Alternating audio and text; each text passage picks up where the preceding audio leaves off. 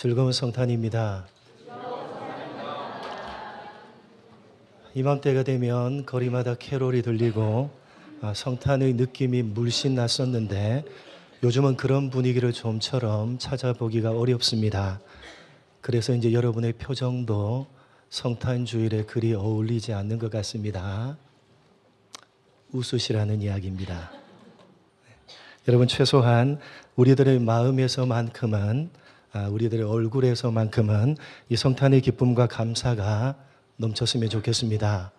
그렇게 되기를 축복합니다. 한 번 더 인사하겠습니다. 함께여서 행복합니다. 기독교가 기념하여 지키는 여러 가지 절기들이 있습니다. 그 가운데 최고의 절기는 다가오고 있는 성탄절입니다. 왜냐하면 성탄절이야말로 기독교의 시작이요 근간이 되는 절기이기 때문입니다. 만약에 성탄이 없었다면, 즉 예수님께서 이 땅에 오시지 않았다면 십자가와 부활도 없었을 것이고, 그러면 기독교도 그리고 우리의 구원도 성립할 수가 없었을 것입니다.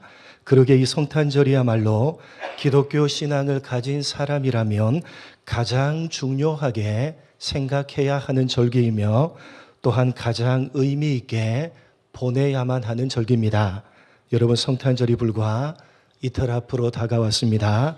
여러분은 다가오는 성탄절을 의미 있게 보내기 위해서 어떤 준비를 하고 계십니까? 오늘 말씀을 통해서 우리가 어떤 준비를 하면서 성탄을 맞이해야 되는지를 함께 생각해 봤으면 좋겠습니다. 오늘 본문의 말씀은 최초의 성탄절에 대한 기록으로 예수님께서 어떤 과정을 통해서 탄생하셨는가에 대해서 설명하고 있는 내용입니다. 주의 사자가 마리아와 약혼을 한 요셉에게 나타나서 약혼 여인 마리아가 성령으로 잉태되었다는 사실을 밝히면서 아들을 낳으리니 그 이름을 예수라 하라 라고 말씀하십니다. 그러자 요셉이 주의 사자가 말씀하신 대로 마리아를 자신의 아내로 삼아서 아들을 낳을 때까지 동침하지 않았고, 아들을 낳음에 그 이름을 예수라 했다라는 내용입니다. 우리가 성탄을 생각할 때 가장 먼저 기억해야 되는 것은 예수님께서 남자를 알지 못하는 동정녀의 몸에서 탄생하셨다는 사실입니다. 여러분, 예수님은 하나님의 아들, 즉 성자 하나님이십니다. 그 하나님께서 사람을 죄에서 구원하시기 위해서 사람의 몸으로 이 땅에 오신 것이 바로 성탄절입니다. 사람의 몸으로 오셔야 했기 때문에 마리아의 몸을 빌리시기는 했지만 남녀 간의 생물학적인 관계를 통해서가 아니라 성령으로 잉태되셔야만 했던 것입니다. 그래야지만 사람의 몸으로 오셨지만 여전히 하나님으로서 신성을 유지하실 수가 있고, 그렇게 신성을 유지하셔야지만 사람을 죄에서 구원할 수가 있는 것입니다.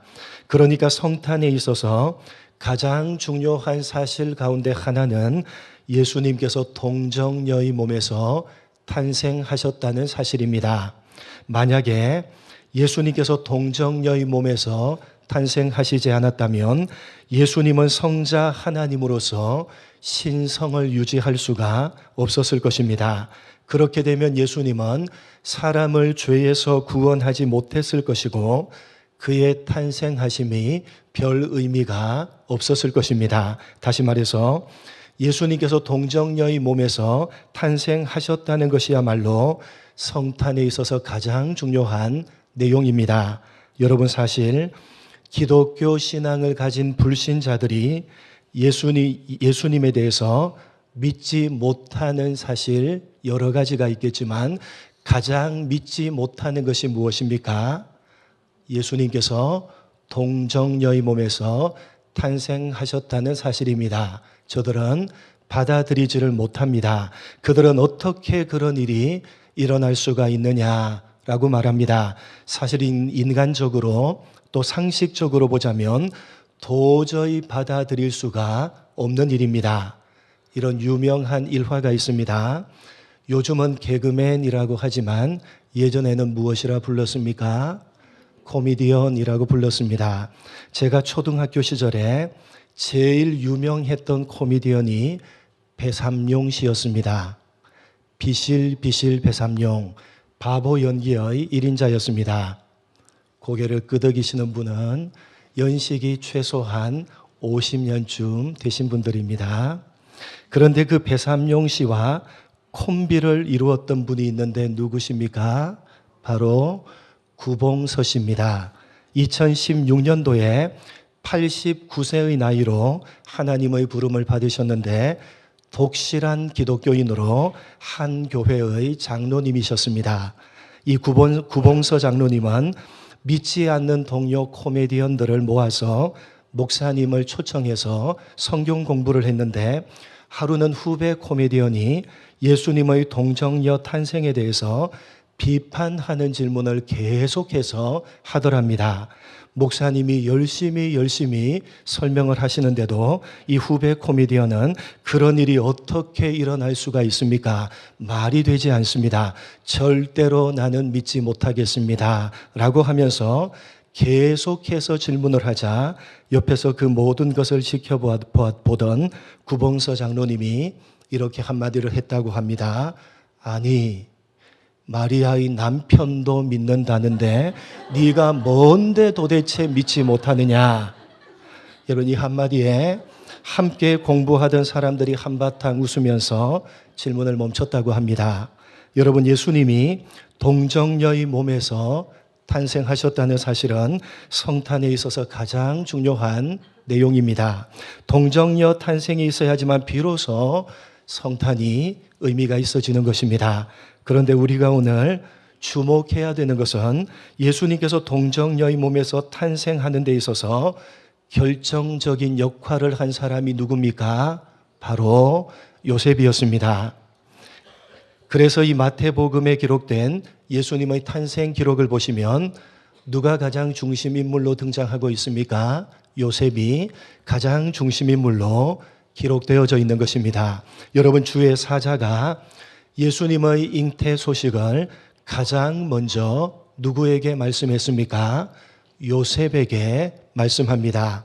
사실 요셉이 아니었으면 마리아가 동정녀의 몸으로 아기를 낳았을 가능성은 거의 없었을 것입니다. 왜냐하면 요셉이 자신과는 전혀 상관이 없는 아기를 임신한 마리아를 자신의 아내로 받아들이지 않았다면 마리아는 당시 율법에 의해서 간통을 행한 여인으로 낙인 찍혀서 돌에 맞아 죽었을 것이기 때문입니다.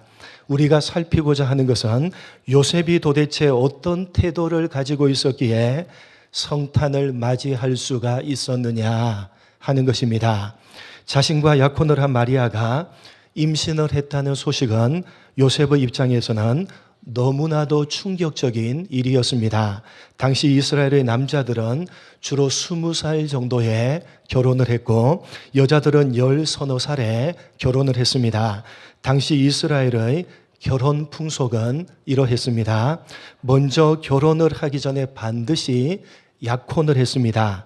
당시 약혼은 오늘날과는 다른 개념으로 결혼과 마찬가지인 정혼이었습니다. 남자가 여자의 집에 가서 약혼식을 하면서 신부의 아버지에게 약속을 합니다. 이제 집으로 돌아가서 신부를 위해서 집을 준비하고 결혼 예물을 준비해서 신부를 데리러 반드시 다시 오겠습니다. 약속을 하고 그때로부터 신랑은 자신의 집으로 돌아가서 신부를 데려오기 위해서 열심히 집을 수리하고 결혼 예물을 준비합니다. 그렇게 신부를 데리고 올 준비를 하는 기간이 보통 1년 정도 걸린다고 합니다. 그러니까 신랑 신부가 약혼을 하고 난 이후에 1년 정도 서로 떨어져서 각자의 집에서 살면서 결혼 준비를 하는 것입니다. 신랑은 정혼한 신부를 데려와서 함께 살 집을 준비하고 그동안의 신부는 다른 남자와 찍은 사진, 다른 남자에게서 받은 편지를 불태우면서 오직 신랑의 신부로서 합당한 순결을 준비하는 것입니다. 오늘 본문에 등장하는 요셉과 마리아도 그러한 풍속을 따라서 약혼을 하고 각자 자신의 집에서 결혼을 준비하고 있었습니다. 요셉은 사랑하는 사람과 행복한 가정을 이룰 꿈을 꾸면서 자신의 아내가 될 마리아를 맞아들이기 위해서 열심히 집을 수리하며 결혼 예물을 준비하고 있었습니다. 그런데 어느 날 느닷없이 이제 곧 자신의 아내가 될 마리아가 임신했다는 소식이 들리게 됩니다. 요셉의 입장에서는 너무나도 큰 충격이었습니다. 특히 당시 이스라엘 사회에서는 만약 이와 같은 일이 발생하게 되면 그것은 간음죄에 해당하는 것이었고, 간음죄는 돌로 쳐서 죽이는 것이 당시의 율법이었습니다. 요셉은 너무나도 큰 배신감을 느꼈을 것입니다. 꿈에 부풀어서 신부를 맞이하기 위해서 설레이는 마음으로 집을 수리하고 혼수용품을 마련하며 랍비를 만나서 주례도 부탁을 하고 주위 사람들에게 청첩장도 돌렸습니다. 피로연을 할 식당도 마련을 했고 카리브해로 신혼여행을 갈 예약도 했습니다. 그런데 결혼식을 불과 며칠 앞둔 때에 자신의 신부가 자신과는 전혀 상관이 없는 아기를 임신해버린 것입니다. 너무나도 큰 충격을 받았을 것이고 배신감의 치가 떨렸을 것입니다. 그러나 요셉은 이 모든 상황들을 받아들임으로써 동정녀의 몸에서 탄생하시는 예수님을 맞이하게 됩니다. 최초의 성탄을 맞이했던 것입니다. 여러분, 아무리 생각을 해봐도 전혀 그럴 수가 없는 상황이었음에도 불구하고 어떻게 요셉이 그렇게 성탄을 맞을 수가 있었던 것입니까? 오늘 본문은 요셉에 대해서 기록하기를 그는 의로운 사람이었다고 기록하고 있습니다. 본문 19절입니다. 같이 읽겠습니다. 시작.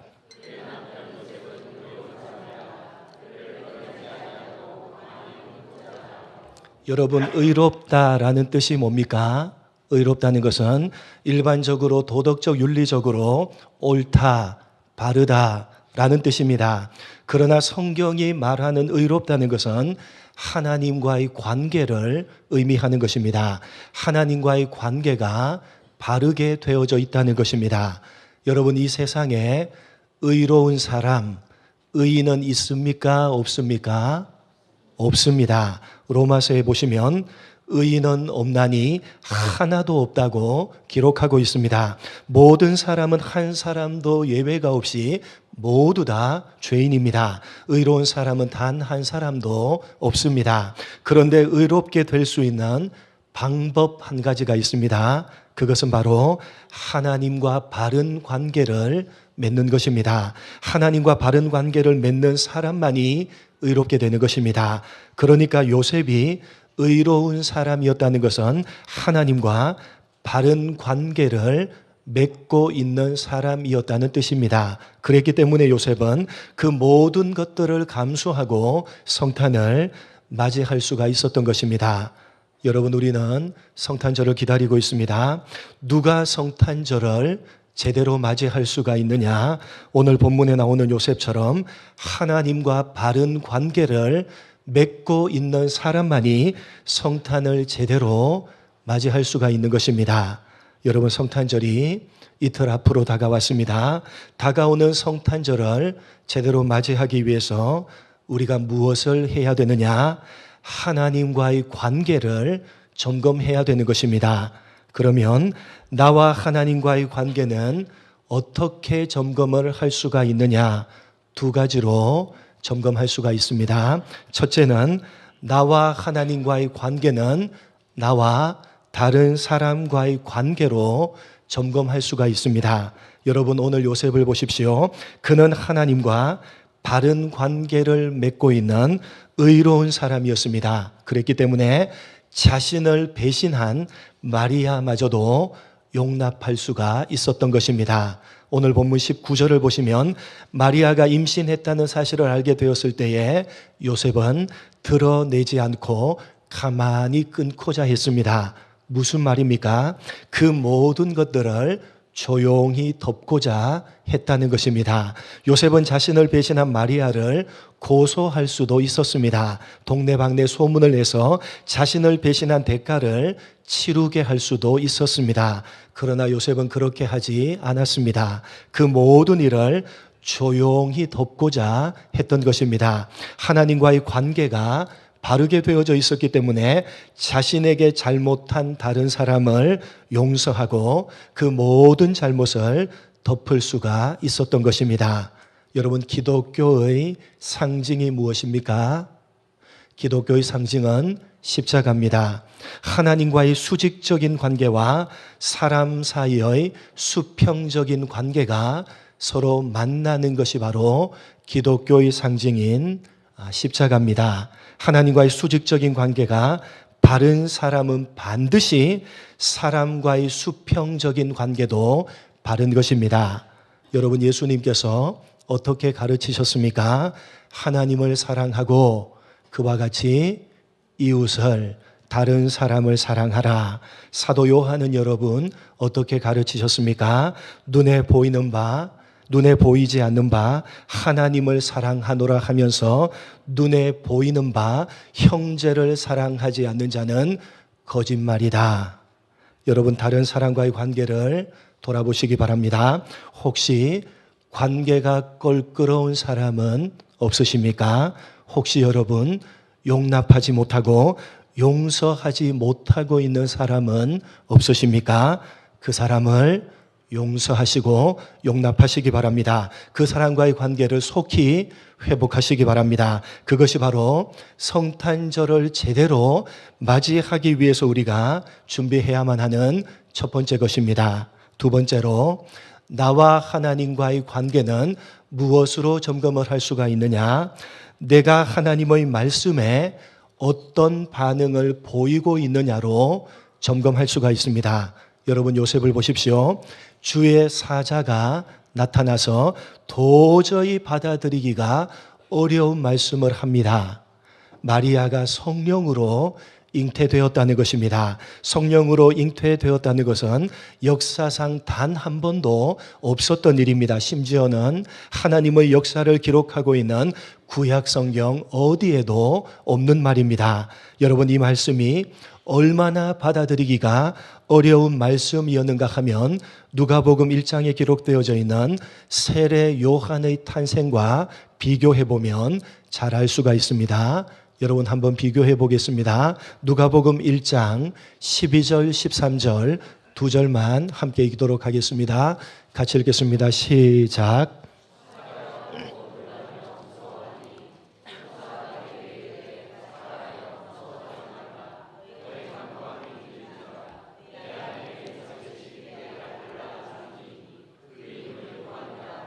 예수님의 탄생과 세례 요한의 탄생은 너무나도 흡사합니다.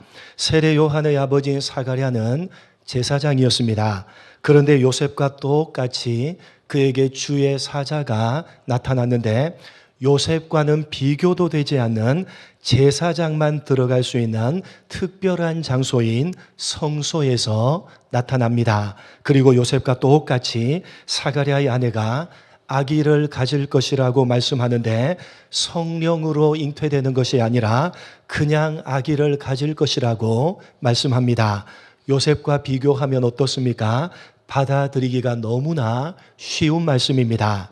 자신과 상관이 없는 아기가 아니라 자신의 아기를 낳을 것이라는 말씀입니다. 그것도 거룩한 성소에서 말씀하셨고 더군다나 그는 제사장이었습니다. 그러나 사가랴는 그 말씀을 받아들이지 못합니다.